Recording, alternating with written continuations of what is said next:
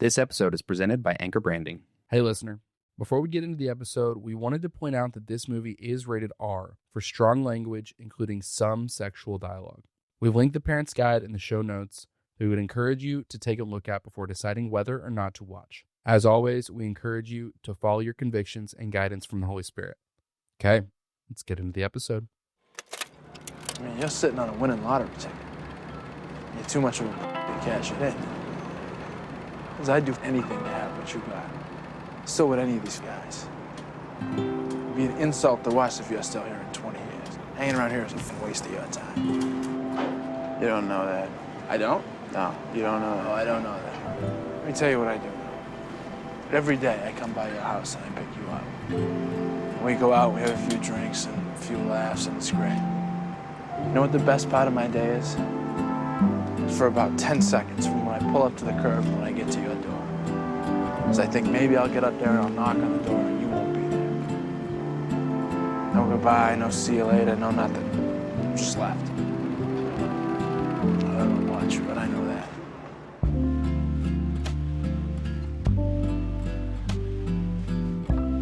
So before we get started, we need to shout out Max Hummel. Our boy Max. Listener, we invited a few people who are highly engaged on our Instagram, people who DM us and comment a lot. Did a little invite to whoever shared and got the most people to listen to the podcast could pick one episode this season. Our guy Max came through, got the dub. And side note, listener, if you want to be included for the next time we do that, just shoot us a little DM on Instagram at The Credits Podcast and say, hey, I want to be included. Yeah, let us know. If you ever want to be in on any of our episode competitions, we'd love to have you involved. Yeah. So Max, he went for the jugular.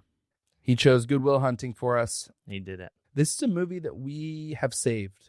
I had not felt ready. I felt like we wanted to, if you listen to some of our earlier episodes, we've improved some. I haven't quite felt like we were ready to take this on, but maybe we'll never feel ready.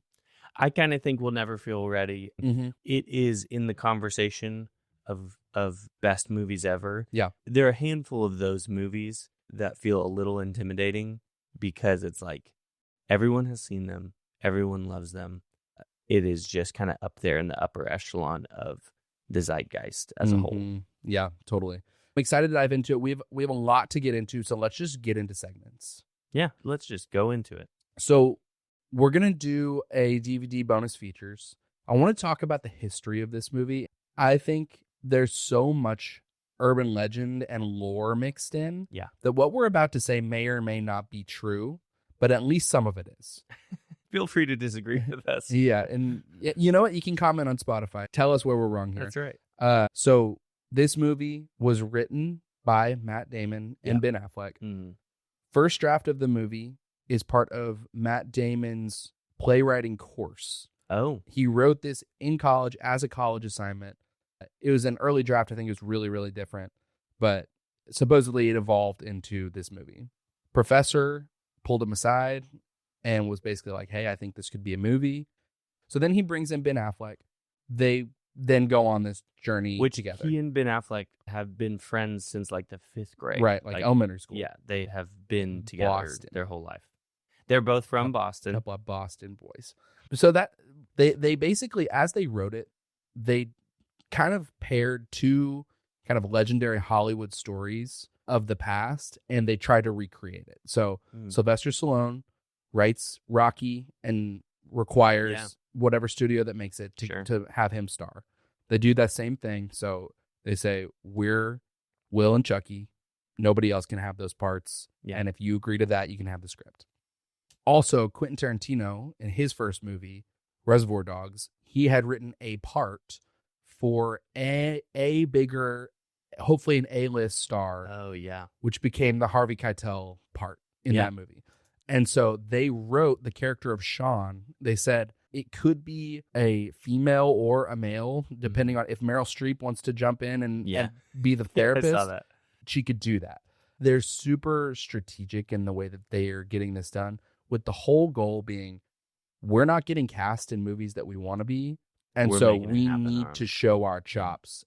It's just a crazy story that Yeah. they took all those bets, having no power. They made those demands Mhm. and then pulled it off. They got Robin Williams. Yeah, which they had. I saw that they had written that role of Sean with De Niro or Morgan Freeman in mind. And they said even when they were like running lines and writing the script, they would like do Doing the a voice. De Niro voice. Yeah.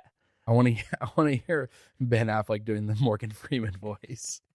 There's some rumors of who else was in for the role. Apparently Sean Connery had been attached at one point. Funny. I don't know if they approached him or if he approached them or whatnot, but there's Yeah. a couple of those like rumored, oh, this person actually, tried to do it or whatever. Yeah. And then they landed with Robin Williams. There's a lot of lore.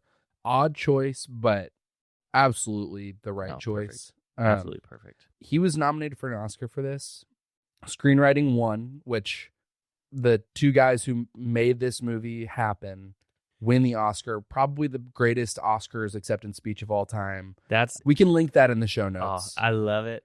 It gets me so just excited. It's such a feel-good story, inspiring story where you're like, they were best friends. Yeah. They're doing this together. They wrote this thing. Yep. They started it, and then they win an Oscar in their 20s Yeah. as their first film they'd written. Yeah. And it's like their presence up on stage. It's like, is this Will and Chucky? Like, this is just a couple of kids who just like, they put their tuxes on for the night, but you can tell they're out of their element and they're just so happy to be recognized. That's awesome. It's so good. This movie's phenomenally made. Everybody across the board does their job with excellence. Yeah. So here's my question. Given all the lore, unless there's anything that I maybe missed. No, I don't think so. So, again, Matt and Ben are in this negotiating situation where they want these parts. Yeah. It's clear why Matt wants to be Will Hunting. Mm-hmm. He's the lead. He gets all the great moments. Mm-hmm. He's going to be a star after this. What was Ben Affleck's goal in wanting to be Chucky? They could have written that character to be anything, to be anybody. He wanted to be the friend character who has a couple good moments. He wanted, obviously, to have the I get to your door and you're not there thing. But it's a little bit confusing to me why they... What do you mean? What do I mean? He's number 2, or well, probably number 3 on the call list. Number 3 on the call list. But I guess what I'm getting at is like, what is he trying to showcase with this character? Because he doesn't really... This isn't the type of role he's chasing for the rest of his career. Sure. If you look at their careers after this, it makes total sense. Matt Damon is Will Hunting. Then he goes on to be another dark but brilliant character in Mr. Ripley. Mm-hmm. He's strategic in Saving Private Ryan. Then he's in Oceans, and he's a movie star. Yeah. Ben Affleck does Armageddon a couple years later, where he's not the charming, likable friend. He's like an action hero. Mm. Then he's in like some weird rom-coms. Then he's Daredevil. Like, it just doesn't feel like his trajectory. Well, it feels like this is just something that he stumbled into to be Chucky whenever it was clearly chosen. It's like, what was his goal? I think you're probably maybe overthinking it and underestimating all of those movies that you listed. I think he's probably... You love Michael Bay. Can't get enough of him. But I also think Matt Damon's probably a better actor. Yeah. And then... You think that everybody was like on the same page about that? Maybe. But I think Ben's probably... I would hope that his ego is probably not getting in the way where he's like, hey, this is what's best for the story. This character is well written. Yeah. Let me just take this character and run with it. Even though it's not like the craziest acting part or the biggest thing. He's not trying to steal the spotlight from Matt Damon and be like, let me give me a bigger part or a bigger role.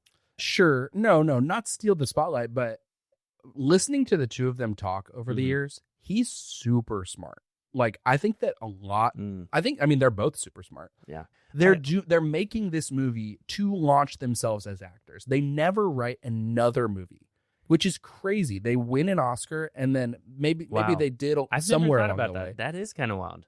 There's some conspiracies around that of did they actually write it or not. But it's like they clearly want to be actors. That's why they go through this whole thing. Yeah.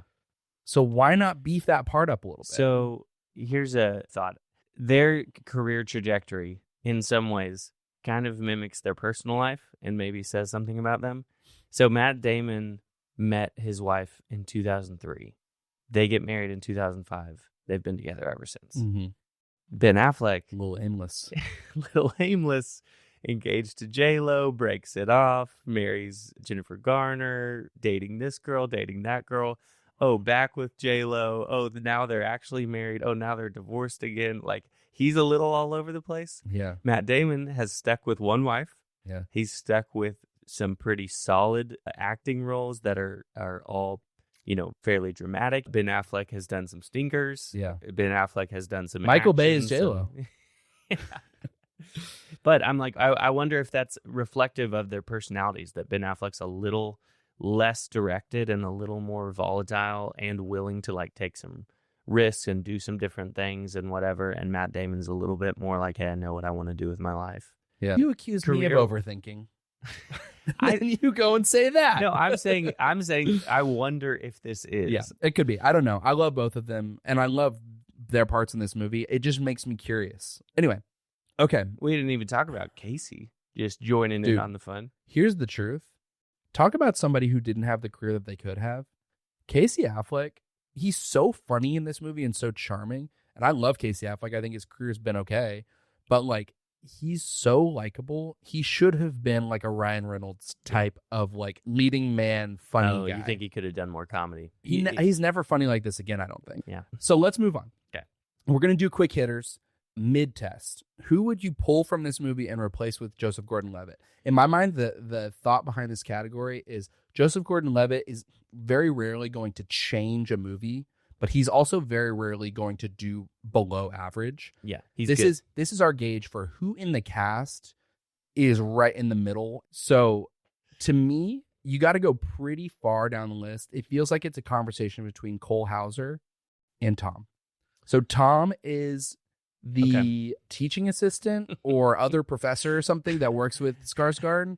I had so many questions about Tom that I ended up having to do research on it. Because every time I have watched this movie, Tom's character, listener, is the guy who's just with the professor with the little round glasses. Honestly, a lot of screen time for how unimportant Way more he is. screen time than you need. He's always there. Cutting away to his reaction whenever they're like... he like makes that professor feel bad for being dumb. Yeah. It's okay. Sometimes people get lucky. I mean, his lines are terrible. Yeah. And they keep giving him lines. Yeah. Like, it's almost I wonder like, if he was cut out. Like, there was a little bit more of like a rivalry situation. That's what I was and then curious about. The editing room, maybe he was I mean, slashed. he is just, I'm not trying to, be mean in any way, but acting wise, he's terrible. He's unbelievably bad. And they keep giving him lines, and he keeps going, it's okay. And then they like show him the equation, and he goes, it's right. Like, he has terrible line delivery. That's right. And also, there's randomly at the start of a really important scene, he's like, you should be more thankful to the professor. A lot of people feel dumb for what they do. Yes. He doesn't even respond. Yeah, it makes no sense. So I looked it up. Okay. That guy is not an actor. Okay. That guy is a real math person. He's an actual mathematician, genius, like has all these degrees and only we had just whatever. Gordon-Levitt in there. And they had put him in to give the movie some like weight and basis in reality. I think it did the opposite. I think it took everybody out of the movie. Yeah. And so he's actually just a mathematician. This is the only movie he's ever been in. That is hilarious. And I think they did have probably more for him that they cut out, but I was like, they should have cut more. He didn't need the camera. He should have just not been there, yeah. But then it explained a little bit. I think his character was meant to kind of show. Maybe they needed him to like be writing on the chalkboard in a really convincing way or something. He was probably more there just to double check the math, but he didn't need to be on screen. Yeah.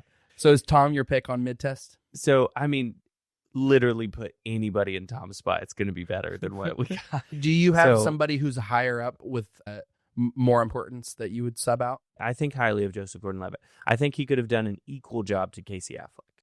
I think him and Casey Affleck could, he could do that part. That's pretty high. I would like to leave Casey in, and I would put Joseph Gordon-Levitt in the Billy role, the redheaded friend. Cole Hauser.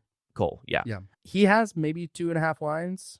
Yeah. He's more just a vibe. His character doesn't give much, but he rounds out the friend group. Yeah. is But he what was his- he was his my role second is. choice behind Tom. Yeah. Okay. Name game. Yep. Is there a better name for this movie? The answer is yes. I don't know what it is. So here's the challenge with that is, yes, there is a better name. Good Will Hunting is not the most apt name for this movie. However, the name itself is so connected and iconic. You don't even think about what it is. It's Yeah. just the movie. Exactly. I think what the name has going for it is quick, it's punchy, it's memorable, but it doesn't really explain or like the movie Good- isn't about him being good. Good character name. He's also not good Yeah. for 99% of the movie. Also, I don't know about you, but whenever I say Good Will Hunting, I don't think good and then character name. It feels like 3 unassociated words Yeah. that don't have any. Like I I think always more forget about his name is hunting. Will Hunting. Yeah, I think more about hunting, like the act, Yeah. than I do Will Hunting. Yeah, exactly. I honestly, I tried to think about it. This movie is so all over the place. Mhm. Like, there's not one central like location. If you try to go thematic, then you get spoilery with your name or True. super cheeseball. So I would advocate, can it just be Will Hunting? Maybe. But I think Why is good in the title? so. I think if you go Will Hunting, it's more too generic. You get into Jerry Maguire-esque movie where it's like just the name. Yeah. You think that is That better? feels okay. It feels better. I mean, it doesn't feel good, but it feels better Yeah. than Good Will Hunting. I don't I know thought why about- good is in the title. Maybe the Will equation, which it sounds odd now. Yeah. But if they had started with that, Yeah. maybe. And then the other one is I like that. South Resolution. Okay. Solution being like a solution to an equation. Resolution being like his conclusion that he comes to, that he sticks with his own personal resolution. South because they're from He's South. from Southie. Yeah. But it's I like those options better than Good Will Hunting. hard, but there is a better name out there. Maybe you and me are not the guys to get to the better name. No, but it's like they wrote these phenomenal monologues. Mhm. They couldn't figure out 2 words to just sum it all But up. then again, it worked. So maybe. Yeah. Who are we to say? Who are we to say? All right. Let's do what we're here to do. Let's talk about this movie. If you have not seen Good Will Hunting in a while, here is your recap. Good Will Hunting follows Will Hunting, a brilliant but troubled janitor at MIT who secretly solves complex math problems. After assaulting a police officer, that's actually not really true. He did actually. He punched a cop. After assaulting a police officer, he avoids jail by agreeing to study mathematics under a professor and attend therapy. Will initially resist counseling until he meets Sean McGuire, a therapist who challenges him to confront his past trauma and fear of vulnerability. As the relationship deepens, Will begins to recognize his self-sabotage and the limits of his intellectual defenses. In the end, he chooses to pursue a more meaningful life, leaving behind comfort and fear to follow after love. So, again, this movie has so much in it Mm-hmm. that I think there's a chance that we may return to this and extract Oh, for sure. another idea at some point in time. Yeah. But This feels like one we could definitely do a repeat episode of. what I heard about this movie, not to get too much into this, but there's the conspiracies around, did they write it? Did they not write it? But part of the evidence for they did write it is it feels like they'd been waiting to say all this stuff. Like it feels like this is our Oh. first go at it. And so here's all the pieces that I've been holding on to and let's just make a movie out of it. So there is so much happening here, but the big picture idea that we want to discuss, life is not just something that you know about. A full life is something that you experience, that you do, that you live out. Yep. And there's a cost associated with living that life. Yeah, there's a risk. There's a risk to it. Mhm.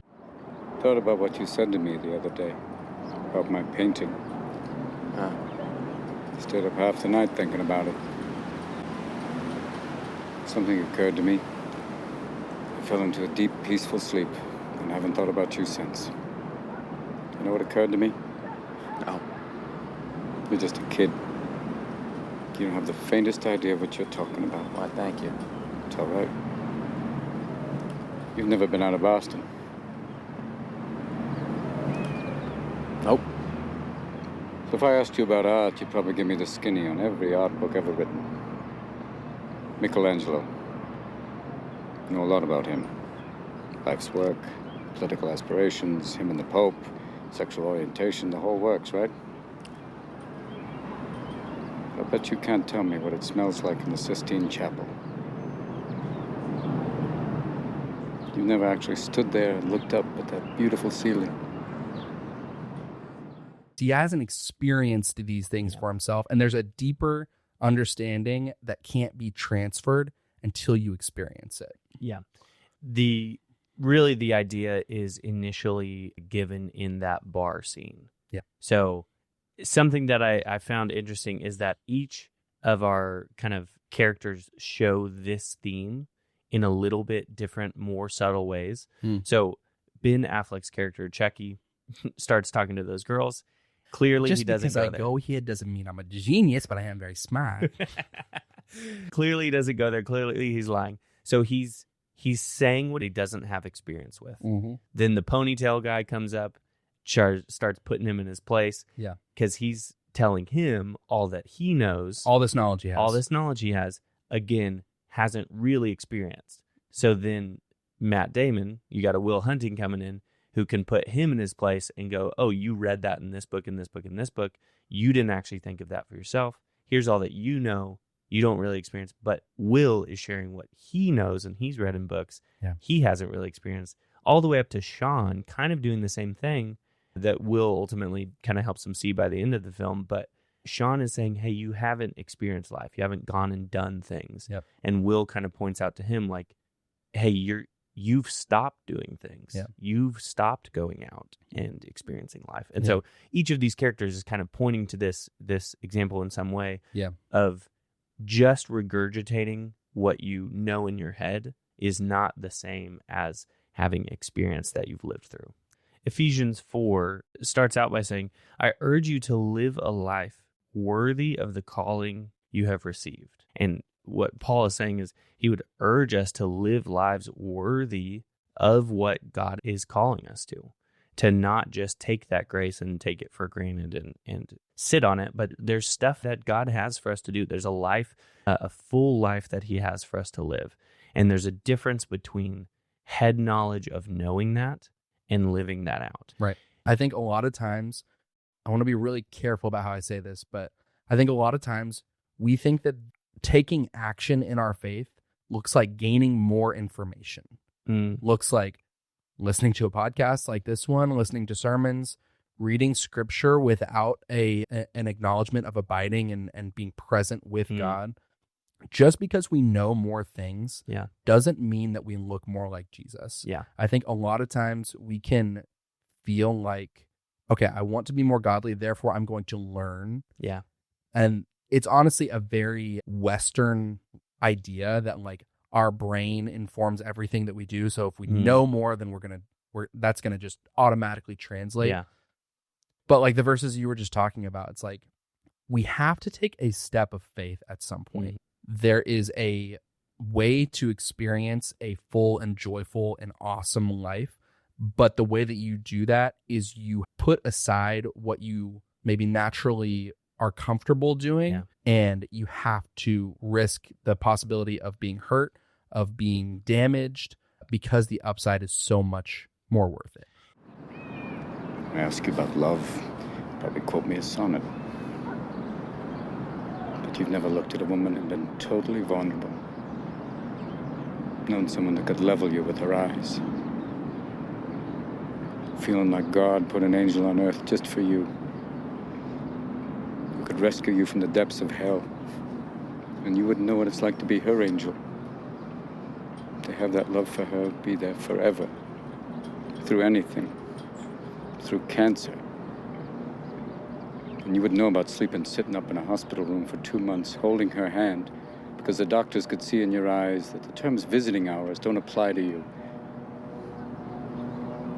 You don't know about real loss, because that only occurs when you love something more than you love yourself. I doubt you've ever dared to love anybody that much. You have to risk that. He's like, this is where I'm safe. This is where I have people who care about me, who won't leave me and won't hurt me. Like I know how to live this life. And that's his fear, is that if I get too close to Skylar, if I let anybody in too much, they're going to see all these ugly parts of me, and I am going to make them leave. Yep. They're going to leave me or hurt me or whatever once they get to know me. And so that's this underlying lie that he has to break free of in order for him to be able to step out and live the full life, to not keep living the safe life. Yep. And I think for us, that's a lot of times the case. Is really deep down, we have some sort of fear that we're not good enough. It's not going to be worth it. Some sort of lie that we are believing, that to really go all in with Jesus, to really experience the full life, go do everything that he has for us, is in some way not worth the risk. Mm-hmm. He thinks that he's protecting himself from pain, Mm-hmm. but what Sean is trying to show him is that he's also protecting himself from pleasure. Like he's protecting himself from having a deep and rich and full life. Psalm 16:11 says, "You make known to me the path of life. You will fill me with joy in your presence, with eternal pleasures at your right hand." Like that is what is going to ultimately be a fulfilling life for us, is to find intimacy with our God, to be made right with him and to spend time with him. And like our whole life should be oriented around that thing. Jesus in John 10:10 says, "I have come that they may have life and have it to the full." And so we're talking about this idea of having a full life. The movie, and a lot of movies do this, has this idea of what a full life is, and it's that you find love, that you find romantic love, and that's how you are fulfilled in life. The truth is, and I think the pretty easy connection that we want to make is like, we are designed and created and thrive in a relationship with God. I went on a date last week. How'd it go? It was good. You going out again? I don't know. Why not? I haven't called her. Christ, you're an amateur. I know what I'm doing. Yeah. Yeah. Don't worry about me. I know what I'm doing. Yeah, but this girl's like, beautiful. She's smart. She's fun. It's different from most of the girls I've been with. So call her up, Romeo. Why? So I can realize she's not that smart, that she's fucking boring. This girl's like perfect right now. I don't want to ruin that. Maybe you're perfect right now. Maybe you don't want to ruin that. But I think that's a super philosophy, Will. That way you can go through your entire life without ever having to really know anybody.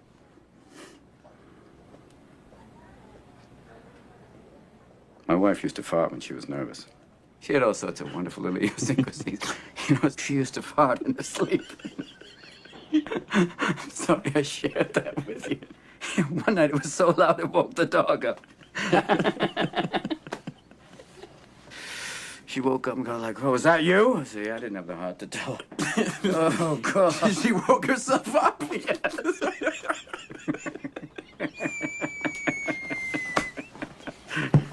Oh, Christ. But Will, she's been dead 2 years, and that's the shit I remember. It's wonderful stuff, Little things like that. Yeah, but those are the things I miss the most. The little idiosyncrasies that only I knew about. That's what made her my wife. Boy, and she had the goods on me, too. She knew all my little peccadillos. People call these things imperfections, but they're not. Oh, that's the good stuff. And then we get to choose who we let into our weird little worlds. You're not perfect, sport. And let me save you the suspense. This girl you met, she isn't perfect either. But the question is whether or not you're perfect for each other. That's the whole deal. That's what intimacy is all about. Nobody's perfect, but are you perfect together? We would probably reject that as like in terms of thinking about marriage. Yeah. But it's this idea that like, hey, you're not going to have a perfect life, but are you willing to risk it for the good stuff? He had just gone on a great first date with Skylar.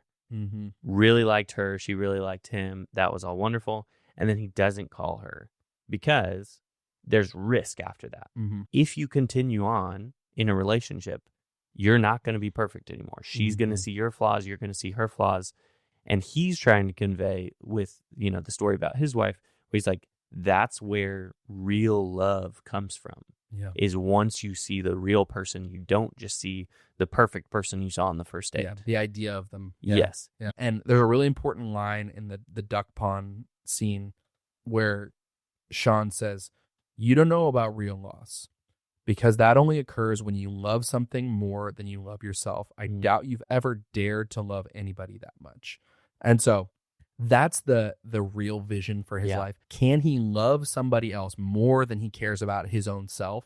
And that is what leads to loss. Like he's going to experience pain because of that, but it's also what's going to lead to the good stuff. I was going to say, there's one character in this movie who is the example of like, I have lived life, I have found love, I have found satisfaction. That's in Sean. Yep. He found this wife, and he's like, she was more important than anything. She was more important than going to the game 6. Yep. She's more important than even, the Fields Medal. She was worth it to go through all the pain and heartache for and the loss because, she was the ultimate joy, this love that I found with her.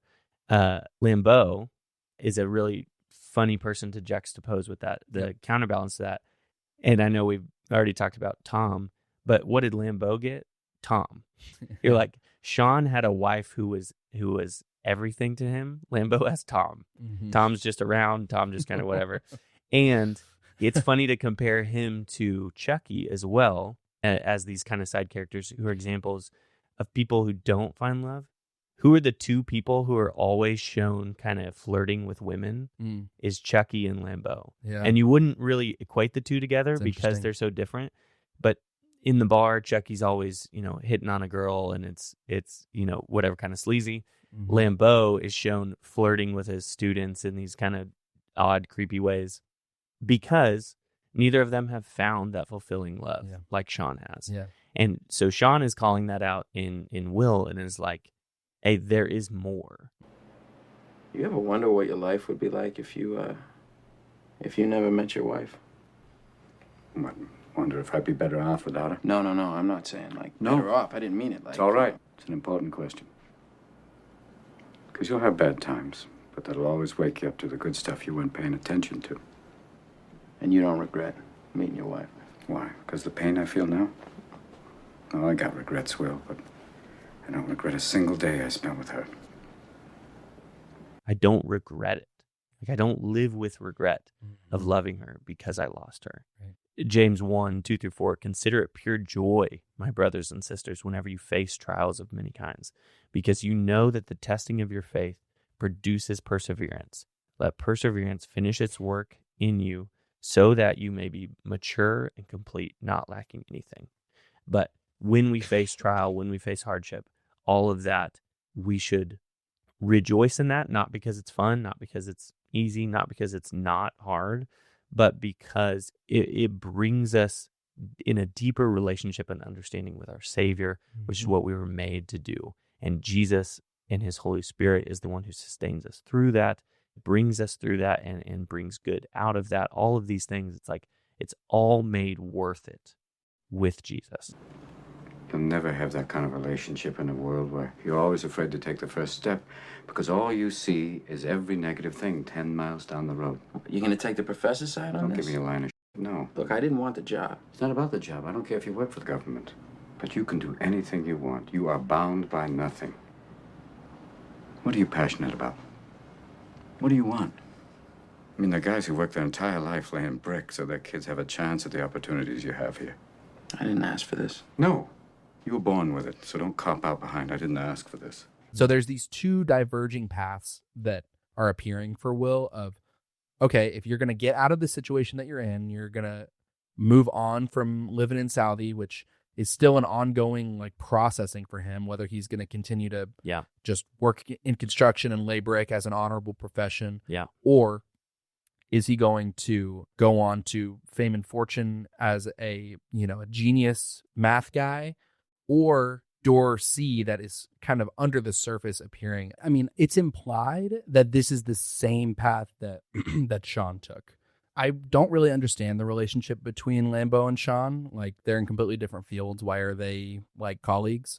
I think the only thing that we do know is that Sean went to MIT Mm, with Lambo. okay. So in some regard, he had some level of genius when it comes to Right. Well, and that's what Lambo says. He's like, "Don't you just hate me because I am what you could have been, but Yeah. you decided to throw your life away." And he says, "No, it was a conscious choice." Mhm. And so it's implied that he makes this similar to decision to what Will did. Is I'm going to choose to be happy and have a full life, as opposed to trying to become revered and a genius and all the things that Lambo is still after, that he thinks is what is going to give Will a fulfilling life. Lambeau thinks that he has this, important life figured out, and Will should kind of follow what he's done and go on to do greater scientific, mathematic things. And honestly, in their conversation in the bar between Sean and Professor Lambeau, he makes a pretty compelling argument when he's talking about Einstein.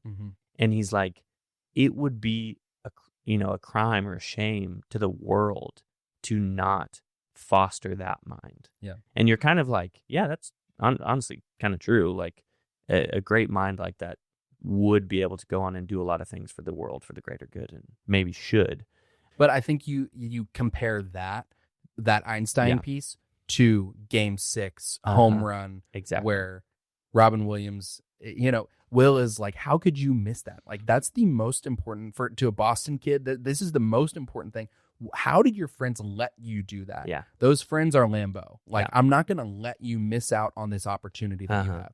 Because this thing in the world is great. This is such a great thing for you. Like, I want you to experience this, except for the fact that I had to see about a girl of it is maybe it's worth it to give up. Even if Will could go on and make, 7 figures a year and be rich and be famous in the world of the intellectuals, and, maybe he would change the world and do a lot of things, but his life would be empty. Yeah. Like, he would miss out on the greater thing. Yeah. Because he chose to do what everybody thought is the most important thing that he could do. Yeah. But he'd miss out on his soulmate, Sean calls her. You got tickets? Yep. Day of the game. We're sitting in a bar waiting for the game to start. And in walks this girl.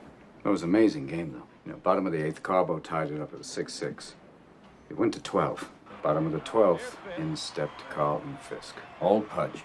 Steps up to the plate, he's got that weird stand. Yeah. And then, boom! He clocks it, High fly ball on the left field line. 35,000 people on their feet, yelling at the ball, but that's not because Fisk, he's waving at the ball like a madman. He's going, get over, get over, get over. And then it hits a foul pole. Oh, he goes ape shit. And 35,000 fans, they charge the field, Yeah, and he's Oh, no, he's like, go, get on the get away, bangs in I believe you had tickets to that game. Yeah. Did you rush the field? No, I didn't rush the field. I wasn't there. What?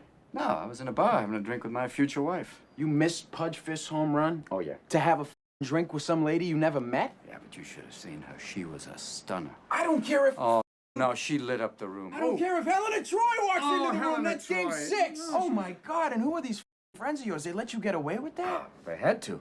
What did you say to them?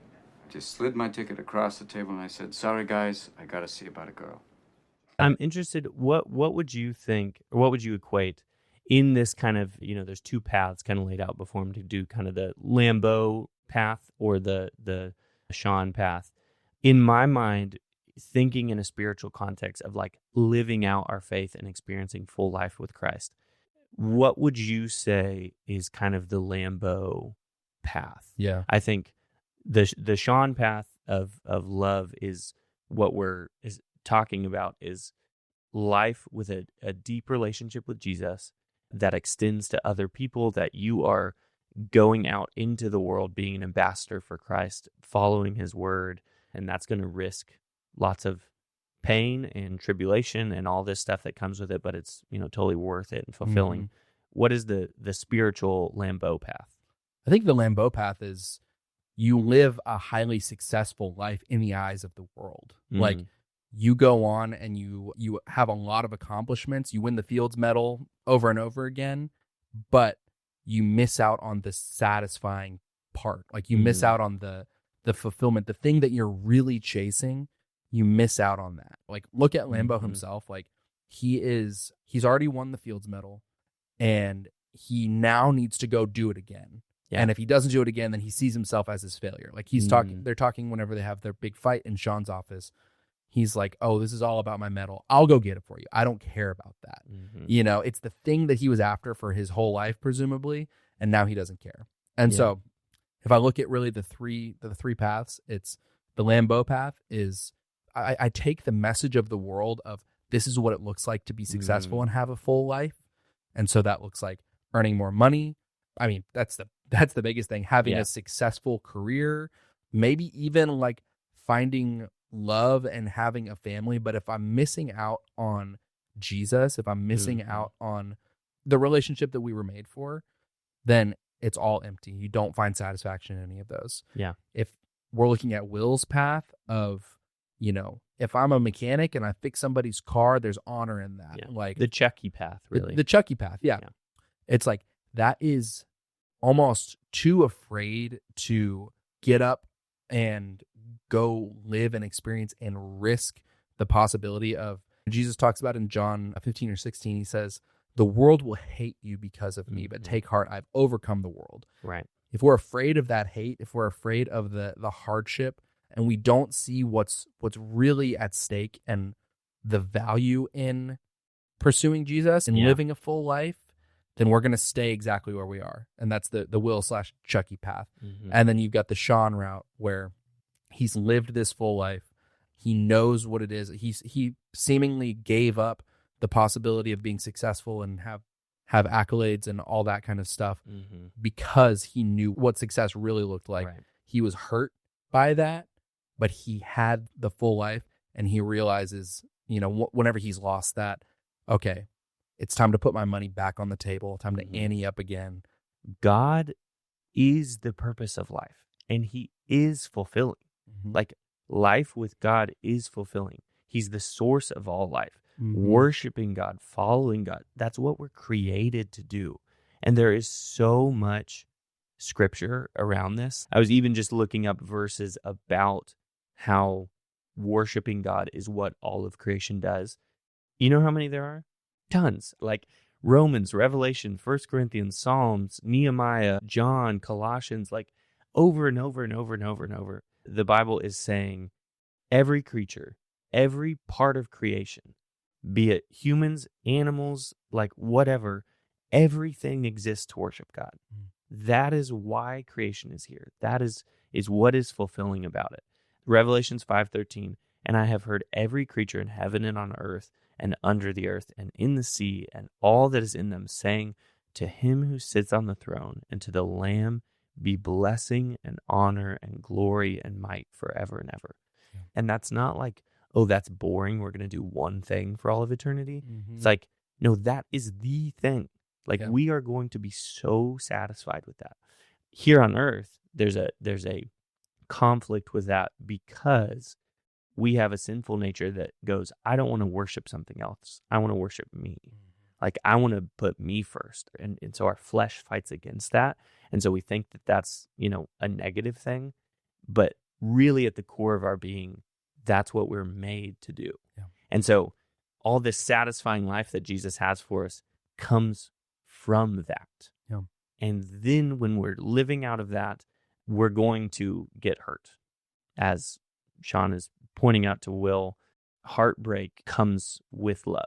Yeah. Losing his wife is like, you know, the biggest heartbreak. And even then he's like, it was all worth it. Sean, if the professor calls about that job, just tell him, sorry. I had to go see about a girl. Will. Son, stole my line. So good. It's like Will sheds what would seem to be his greatest gift of being able to use his brain to go and do great things and make money because it's worth it to go after Skylar. Yeah. And so, yeah, that's the whole idea in this movie is that, you know, Will has these great gifts and ultimately he gives them up because he realizes what a full life looks like. A full life looks like a life of love. And the same is true of us. Like Jesus asks for nothing short of our whole life. And that's a scary thing, except for the fact that it's worth it. Yeah. I think that's shown really well in him leaving to go see Skylar, where it's like he does have to leave home, leave what he knows, leave his friends where he felt safe. But he's going, she's going to study some degree. I forget what she was Medical getting. school, I think. Yeah. And so the potential for him to use his mind and all of his gifts is still there. Like, he might still go be a mathematician or do something. But the point is, that's not what he's chasing. Secondary. After. Yeah. That's secondary to he has found the thing that is more fulfilling. Yeah. Yeah. He realizes, okay, if I'm really going to live a full life, I got to go see about a girl. Yeah. And it makes his drive. Such a good line. Stole his line. I think that part right there is the key. If I'm really going to live a full life, I can go out and do things, but it's for Will, he's like, this girl, this relationship was where it all comes from. Yep. For us, we know that life is found in God. Acts 17 says, in him we live and move and have our being. As even some of your own poets have said, for we are indeed his offspring. Because we have been adopted to be children of God, we can then go live and move and have our being in God. That eternal life is found from knowing God. That's our purpose. That's why we're here. And then we can go out and do everything else. He has good works planned for us, but it's action taken from that faith that's rooted in that faith. Yeah. It's good. All-timer. It is an all-timer. So glad we did it. Way to go, Matt and Ben. You know who doesn't get enough credit in this movie is Skarsgård. Like, when you think of Good Will Hunting, you think of Robin Williams, Ben Affleck, Matt Damon. Here's my question about Skarsgård in this movie. What is he supposed to be Swiss in this movie? Because sometimes the accent creeps in, but he seems to be doing mostly an American accent. Lambeau is a name that seems, I don't know where it's from, but it's not Wisconsin, in my mind. You think so? I think of Lambeau Field in Green Bay. I was going to say that feels some sort of European. All right, then. Max, thank you for recommending or for suggesting this movie. Yeah, way to go. This for us. Glad we finally got to talk about it. And you can be like Max and share this with whoever you think to share it with. Yeah. Go out and live that full life. That's right. Roll credits.